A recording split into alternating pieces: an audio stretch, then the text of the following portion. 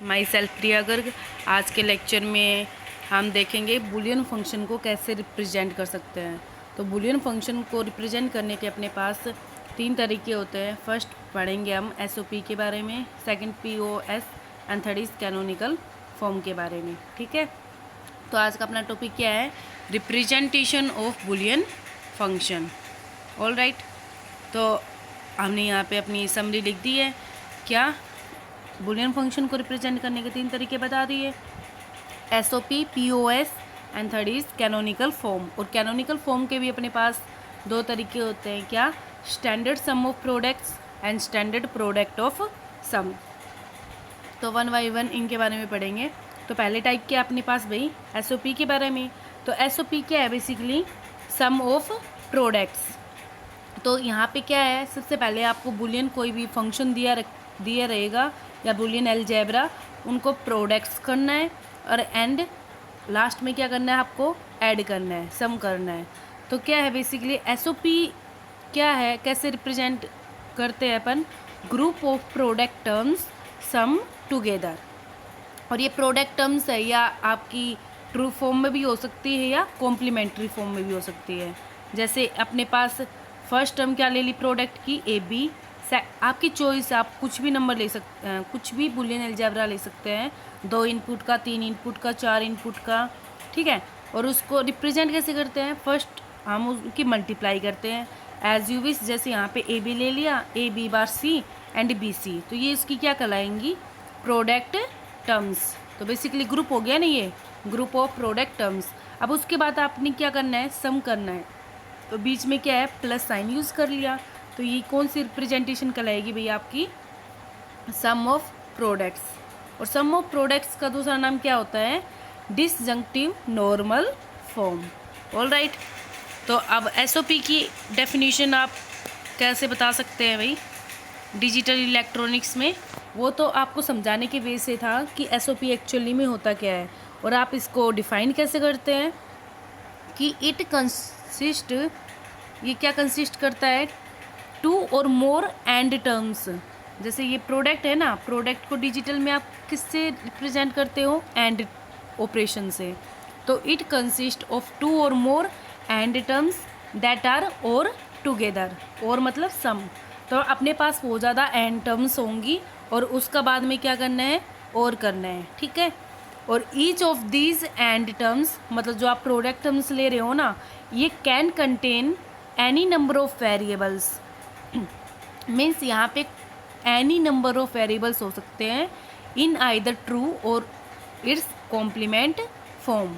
जैसे यहाँ पे इन्होंने एग्जांपल दे दिया, ए बी उसकी ट्रू फॉर्म है, मतलब यहाँ ट्रू फॉर्म का मतलब क्या है? Without complement. ठीक है, ऑल राइट, तो यहाँ पे A B, A bar B, ये दो आपके पास एंड टर्म है और बाद में आपने बीच में क्या यूज़ कर रखा है? और सिंबल। तो ये जो रिप्रेजेंटेशन है ये आपकी क्या कहलाएगी? एसओपी। ठीक है, और इसका जस्ट रिवर्स क्या है अपने पास?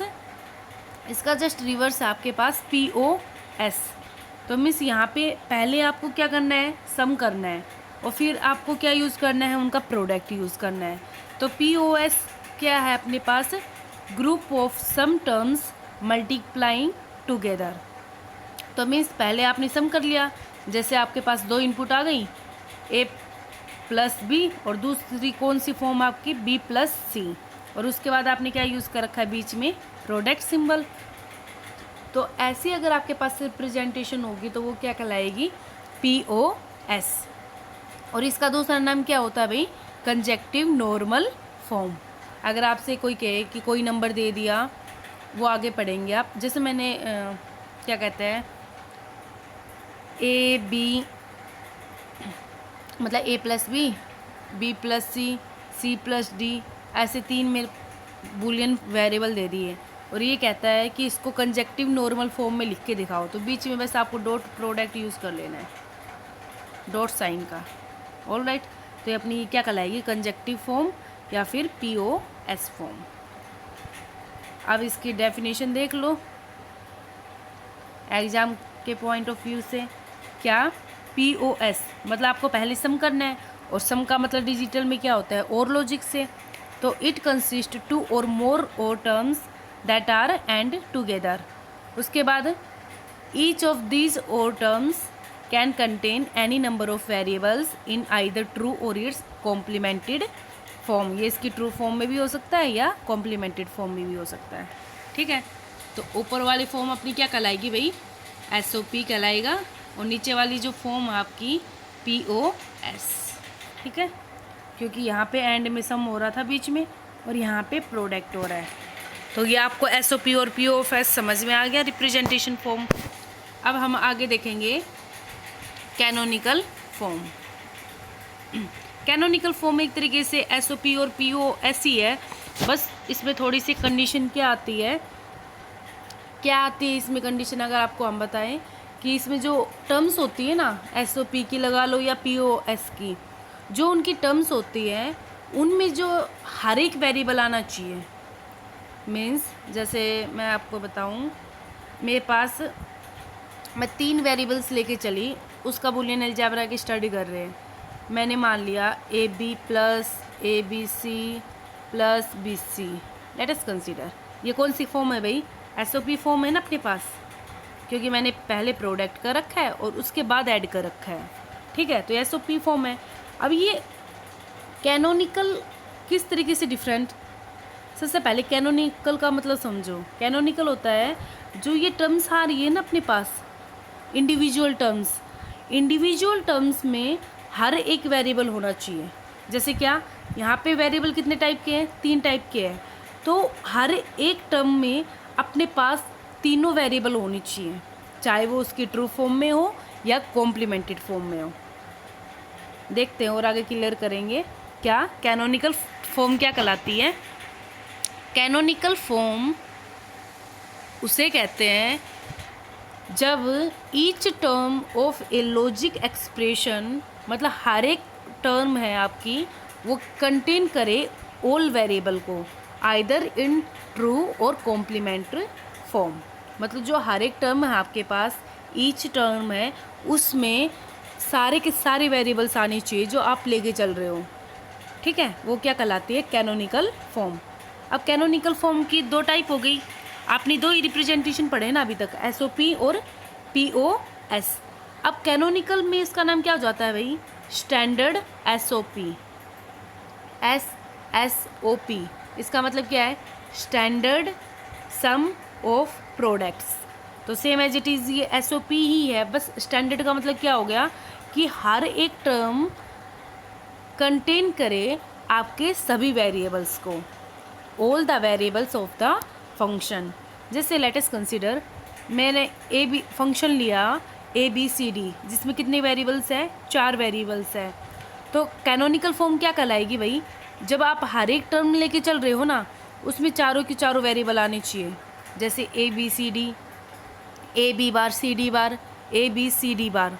तो भाई आपके पास ये फॉर्म कौन से, सबसे पहले मेरे को बताओ, SOP वाली फॉर्म है, और हर एक वेरिएबल में सारे के सारे हर एक टर्म्स में सारे के सारे वेरिएबल आ रहे हैं, तो उसका नाम क्या हो गया भैया आपका, स्टैंडर्ड सम ऑफ प्रोडक्ट्स। तो मीन्स ये किसकी ब्रांच हो गया, आपके कैनोनिकल फंक्शन की ब्रांच हो गई। ठीक है, कैनोनिकल रिप्रेजेंटेशन कह सकते हैं। अब देखो साथ के साथ हमने एक और एग्जांपल लिया है ताकि आप डिफ्रेंशिएट कर सको SOP और SSOP में। कैसे, आपने ये फंक्शन मान लिया जिसमें कितनी इनपुट्स है भाई, कितने वेरिएबल्स हैं, 4 वेरिएबल्स हैं। तो आपने फंक्शन क्या माना है, ABC प्लस ABCD बार, AB बार CD बार। तो अब यहाँ पे देखो पहली टर्म में 3 इनपुट्स आ रही है, 3 वेरिएबल्स आ रहे हैं ना, कौन कौन से हैं, ABC। तो यहाँ पे गायब है क्या, D गायब है। ओके, मतलब D वाली वेरिएबल्स कोई नहीं आ रहा, ना तो ट्रू फॉर्म में ना उसकी कॉम्प्लीमेंट्री फॉर्म में।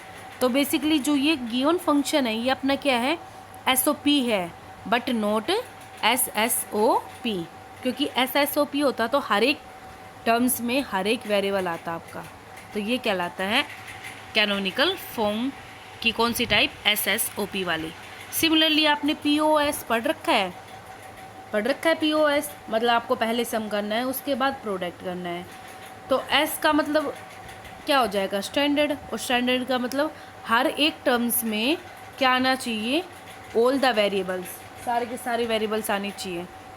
जैसे मैंने 4 वेरिएबल्स का फिर से एग्जांपल ले लिया ABCD, और आपने ये कौन सी फॉर्म लिखी है भाई, POS वाली लिखी है, ठीक है, क्योंकि आपने पहले तो सम किया हुआ है हर एक टर्म का, फिर उसके बाद आपने प्रोडक्ट यूज़ किया हुआ है। अब स्टैंडर्ड आ गया, मतलब हर एक वैल्यूज़ में मीन्स हर एक टर्म्स में सारे के सारे वेरिएबल्स आएंगे। तो यहाँ पे AB है, BB है, CB है, DB है, यहाँ पे भी चारों वेरिएबल्स प्रेजेंट, यहाँ पे भी चारों वेरिएबल्स प्रेजेंट। इसका मतलब ये कौन सी टाइप हो गई, SPOS, ठीक है। जैसे हमने एक और एग्जांपल लेके चलो जिसकी हेल्प से आप डिफ्रेंशिएट कर सकते हैं POS और SPOS के बारे में। कैसे, दोनों प्रोडक्ट है भाई, प्रोडक्ट मतलब POS वाली टर्म बन गई। तो ये POS तो है बट क्या नहीं है, SPOS। क्यों, क्योंकि वेरिएबल्स कितने लेट किए हैं आपने, टोटल 4। और पहली टर्म को ध्यान से देखो, यहाँ पे सिर्फ A और B प्रेजेंट है, C और D तो गायब है, C और D गायब है, तो मतलब ये कौन सी फॉर्म नहीं बनी अपने पास, स्टैंडर्ड फॉर्म नहीं बनी, ठीक है। तो आई थिंक यहाँ से आपको क्लियर हो गया होगा कि SOP बेसिकली आपने देखो अब 4 चीज़ पढ़ ली, क्या SOP क्या होता है और स्टैंडर्ड SOP क्या होता है, ओके। थर्ड क्या था, POS क्या होता है और स्टैंडर्ड POS क्या होता है, ठीक है, ऑल राइट। अब इसका देखते हैं, अगर मेरे पास SOP दे रखा है और मेरे को क्या बनाना है, कैनोनिकल SOP बनाना है। कैनोनिकल में भी कह सकते हो और आप स्टैंडर्ड भी कह सकते हो, ठीक है भाई, कन्फ्यूज मत होना।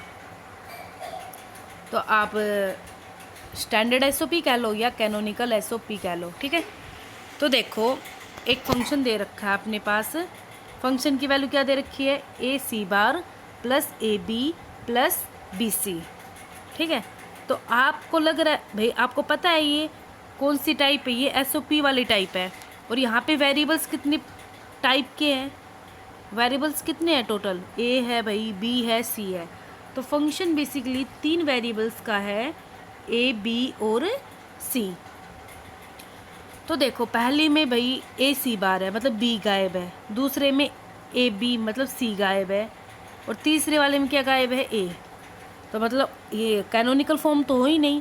तो कैनोनिकल फॉर्म को बनाने के लिए मेरे पास हर एक वेरिएबल होना चाहिए। तो हर एक वेरिएबल अब देखते हैं कैसे क्रिएट करें। तो फर्स्ट टर्म को लेके चलो AC बार को, अब AC बार लेके चल रहे हैं तो B गायब है ना भाई, तो B को जनरेट करना है। तो कैसे करें, देखो AC बार इसके मल्टीप्लाई में 1 लिख सकते हैं, क्योंकि हमें पता है बूलियन अलजेब्रा क्या करता है, अगर किसी भी टर्म्स को मैं 1 से मल्टीप्लाई करूं तो वही टर्म आएगी मेरे पास। तो हम इंटू में 1 तो कर सकते हैं, और 1 को मैं क्या लिखूं, 1 को हम लिख सकते हैं B, क्योंकि कौन सी टर्म गायब है, B टर्म गायब है, तो हम इसको क्या लिख सकते हैं, B प्लस B बार। क्यों, क्योंकि B प्लस B बार क्या होगा, 1 होगा, ठीक है। तो आई थिंक आप अब पॉइंट को पकड़ गए हैं। क्या यहाँ पे B गायब था तो मैंने B प्लस B बार लिख दिया। यहाँ पे कौन सी टर्म गायब है, C टर्म गायब है, तो हम C प्लस C बार लिख दें। यहाँ थर्ड टर्म में देखो A गायब है, और मेरे को कैनोनिकल फॉर्म बनानी है, मतलब हर एक वेरिएबल चाहिए, बट हम अपनी तरफ से ना तो कुछ ऐड कर सकते हैं ना कुछ सब्ट्रैक्ट कर सकते हैं। बट भाई मल्टीप्लाई 1 कर दिया तो वैल्यू तो सेम एज इट इज़ रहेगी, और 1 की जगह हमने क्या लिख दिया, A प्लस A बार, ठीक है। ये मोस्ट इम्पोर्टेंट स्टेप था कैनोनिकल बनाने के लिए, ऑल राइट। अब जस्ट आपको मल्टीप्लाई करनी है, क्या AC बार है भाई, आगे लेके आ सकती हूँ according to which law, commutative law, ठीक है। तो आपने C बार आगे लिया है, B प्लस B बार, फिर इसको रीअरेंज कर रहे हैं वैसे एक ऑर्डर में, BC A प्लस A बार। आप मल्टीप्लाई करो, फर्स्ट टर्म को ओपन किया AC बार B, ठीक है। सेकंड टर्म को ओपन कर लिया AB बार C बार, इसी तरह इसको ओपन कर लो ABC, मतलब ब्रैकेट ओपन कर रहे हैं, ABC bar BCA BC A बार, ठीक है, ऑल राइट। तो अब ये अपनी क्या बन गई, सारी टर्म्स हो गई किसकी, कैनोनिकल। अब देखते हैं कौन कौन सी टर्म आई है भाई। देखो ABC बार, ऑल राइट, AB बार C बार, ठीक है, लिख दिया ABC, फिर ABC बार। अब ध्यान से देखो ABC बार मेरे पास ऑलरेडी आ चुका है, ABC बार ABC बार, और आपको पता है बूलियन अलजेब्रा में A प्लस A किसके बराबर होता है, A के बराबर होता है। तो मैं अपने सर्किट को छोटा बनाने के लिए इनको एक बार ही लिख दूँ भाई, ABC बार, ठीक है। इसी तरह ए बी सी 2 बार आए हुए हैं, तो मैं इसको ए बार ही लिख देंगे ए बी सी, ठीक है। वो तो आपको जस्ट बुलियन अलजेब्रा यूज़ करना है, क्या A plus A is equal to A. तो ये आपने क्या थी, अब देखो हर एक टर्म को, यहाँ पे भी ए बी सी वाली प्रेजेंट है, यहाँ पे भी ए बी सी, यहाँ पे भी, मतलब हर टर्म्स में तीनों वेरिएबल आ रहे हैं। तो ये कौन सी फॉर्म बन गई आपकी, कैनोनिकल एसओपी। तो आई थिंक आप किसी भी गिवन एसओपी को अब कन्वर्ट कर सकते हैं। जैसे फॉर एग्जांपल मान लो मेरे पास यहाँ पे A B plus A B C bar, छोटा सा एग्जांपल लेके चलते हैं। तो देखो भाई ये एसओपी टर्म तो है, बट क्या नहीं है, कैनोनिकल एसओपी वाली नहीं है।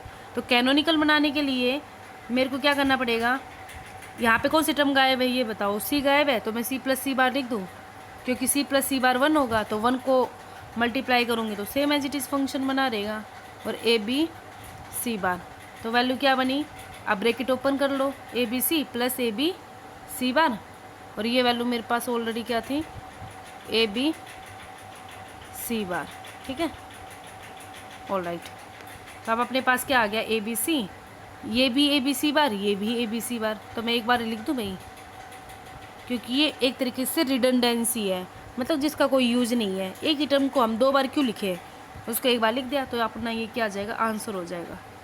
ये कौन सी फॉर्म हो गई, कैनोनिकल एसओपी, कैनोनिकल कह लो या स्टैंडर्ड कह लो, ठीक है।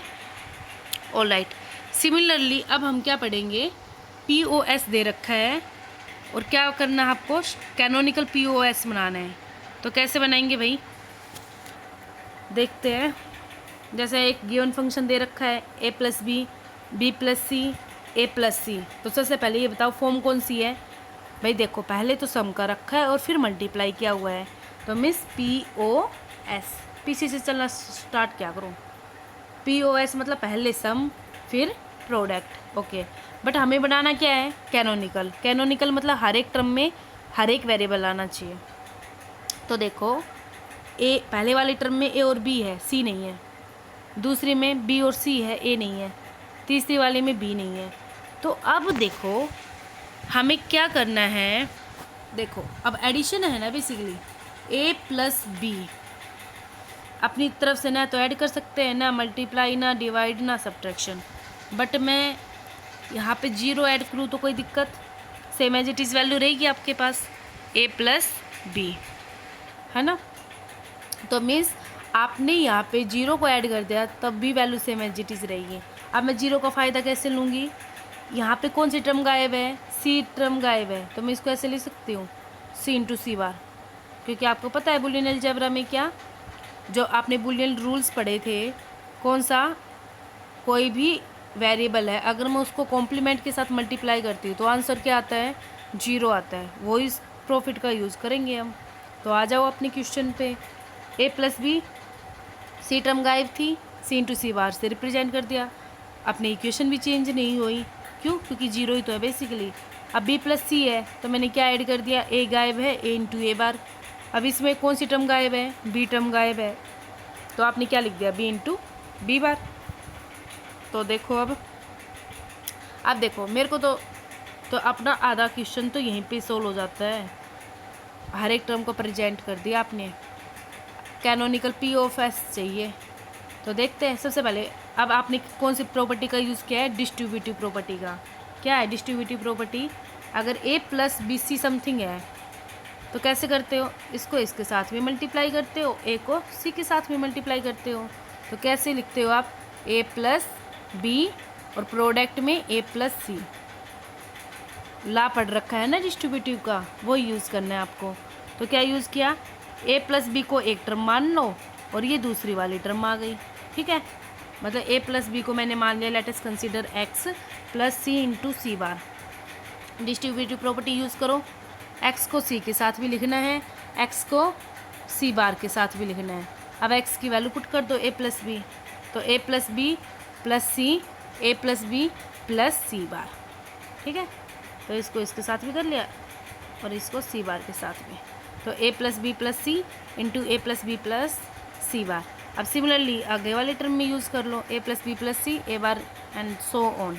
अब जो टर्म 2 बार आ रही है उसको एक बार लिख लो, क्यों, हमें ये भी पता है ए इंटू ए ही होता है, तो a plus B plus C, a plus B plus C, तो मैंने एक बार लिख लिया, ऐसे आपने सारी टर्म्स रिप्रेजेंट कर दी। ठीक है, तो आपका ये क्या है, कैनोनिकल POS। ठीक, आप कोई भी एग्जांपल ले सकते हो, आप खुद दूसरा एग्जांपल लेके चले भाई। फंक्शन आपने लिया, क्या लेते हैं, a bar plus b bar, all right, b bar plus a बार, या a ले लो। सबसे पहले बताओ ये क्या है, आपके पास ये टर्म है, पहले सम का रखा है, तो मतलब POS बन गया, है ना, क्योंकि सम है और प्रोडक्ट है। सबसे पहले बताओ इस वाले टर्म कितने वेरिएबल्स है, यहाँ पे 2 ही वेरिएबल्स लेके चल रहे हैं ना, a और b, इसमें भी a और b और इसमें भी a और b, तो मतलब POS है, और साथ में ये कौन सी टर्म बन गई भाई, स्टैंडर्ड POS भी है, क्योंकि हर एक टर्म में आपके सारे वेरिएबल्स प्रेजेंट है। तो ये तो ऑलरेडी गिवन है कि क्या इसकी कैनोनिकल POS है। ओके, अब हम बना दें कौन सी, कैनोनिकल की बजाय a प्लस बी बार मान लेते हैं, b प्लस सी मान लेते हैं। अब इसको करो फटाफट, क्या करना है, a plus B bar, c गायब है, c इंटू सी बार, 0 ही तो बनेगा ये, तो कोई दिक्कत नहीं। b प्लस सी है प्लस a इंटू ए बार, आपका क्वेश्चन सोल्व। बस डिस्ट्रीब्यूटिव प्रॉपर्टी में आप अलग अलग लिख दो। पहली टर्म क्या बन जाएगी, a plus B bar plus C, दूसरी term a plus B plus C bar, इसी तरह 2 टर्म्स इसमें आ जाएंगी, तो आपके टोटल 4 टर्म आ जाएगी। और ये अपना क्वेश्चन पूरा किस पे है भाई, representation methods of Boolean function. तो पहले आपने पढ़ा SOP, सेकंड इसी से रिलेटेड कैनोनिकल SOP, फिर आपने क्या पढ़ा POS, उससे रिलेटेड कैनोनिकल POS, और फिर उसका कन्वर्जन, मतलब SOP से आप कैनोनिकल SOP कैसे बनाएंगे, अगर POS दे रखा है तो उससे कैनोनिकल POS कैसे बनाएंगे। ठीक है, थैंक यू।